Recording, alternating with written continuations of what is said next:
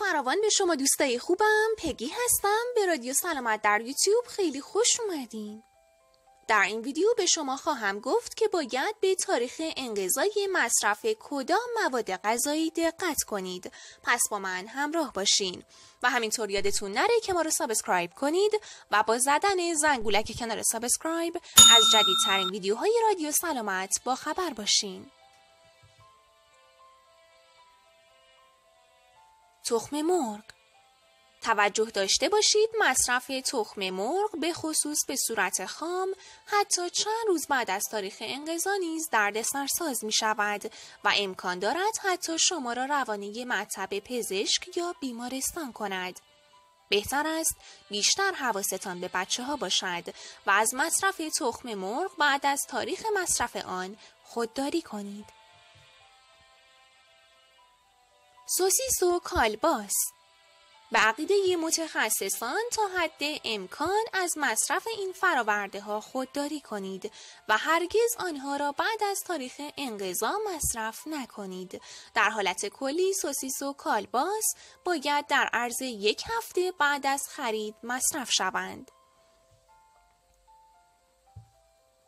سالادهای آماده. سالادهای آماده حاوی اسفناج، سبزیجات برگدار، کلم و غیره نباید بعد از تاریخ مصرفشان مصرف شوند.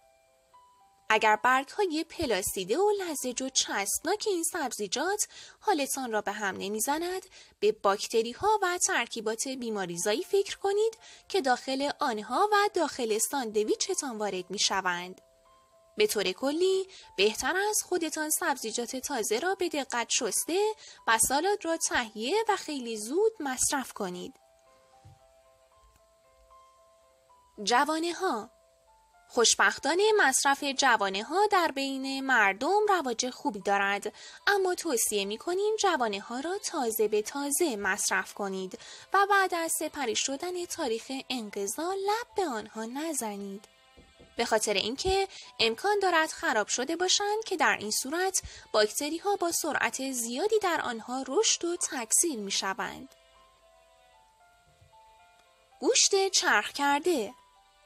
توصیه می کنیم قبل از مصرف گوشت چرخ کرده تاریخ مصرف آن را به درستی بررسی کنید.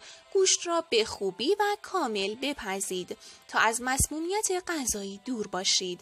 از خرید و مصرف گوشت‌های تاریخ گذشته جداً خودداری کنید. مرغ. بدون شک خودتان یا اطرافیانتان تجربه مسمومیت ناشی از مصرف مرغ خراب یا نپخته را داشته اید. موقع خرید مرغ حتما به تاریخ مصرف آن دقت کرده و از خرید مرغ‌های تاریخ گذشته خودداری کنید و اگر می‌خواهید مرغ را فریز کنید حتما باید قبل از تاریخ انقضا آن را مصرف کنید. پنیرهای نرم. اگر اهل مصرف انواع پنیرهای مختلف هستید نیز باید با دقت عمل کنید. مصرف پنیرهای سفتی مانند چدار مشکل ساز نخواهد شد.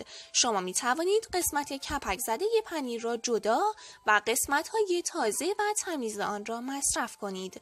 اما در خصوص پنیرهای نرم این گونه نیست. پنیرهای نرم به خصوص پنیرهای فرانسوی خیلی زود طعمه باکتری ها می شوند. میگو. غذاهای دریایی خام یا حتی یخزده به راحتی در معرض آلودگی به انواع میکروب ها هستند. بنابراین بهتر است در زمان خرید و مصرف این مواد غذایی و به خصوص میگو به تاریخ مصرف آن توجه داشته باشید و از مصرف میگوهای تاریخ گذشته حتی به مدت چند روز خودداری کنید. مرسی که با من همراه بودین. شاد و پر انرژی باشید.